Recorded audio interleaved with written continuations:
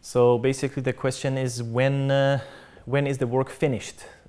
So there are two aspects of that. One is when it's finished for me and when it's finished for a project, for a whole production. So the production always have their own deadlines, of course. So wherever I am, I have to have at least something that works and call it finished.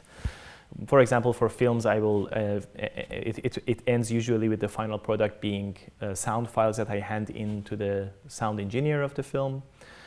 And with dance and theater, the same. The sound engineer will receive all my files, and they know when to cue the files into the performance. And with orchestra, of course, I wrote everything already on the paper, and I will give it to the performers and to the conductor. Those are the final results, how they look like. But for myself, when I choose the piece it's finished, is always a bit difficult. Sometimes I have to. Well, it's more like writing a novel. You have characters in that novel that are growing into each other, and they have a kind of life of their own sometimes.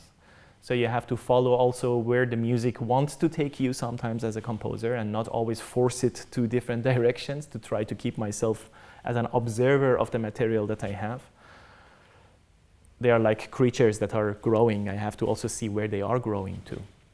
And sometimes that growing happens, and naturally it will start falling to a moment of conclusion. And then I observe the conclusion, and I'm like, okay, this is the conclusion of the piece. I can stop my piece here. But that's about the time of the piece. But when is the production finished can differ again, because there's never that a piece is, that working on a piece is finished, because there is no such a thing as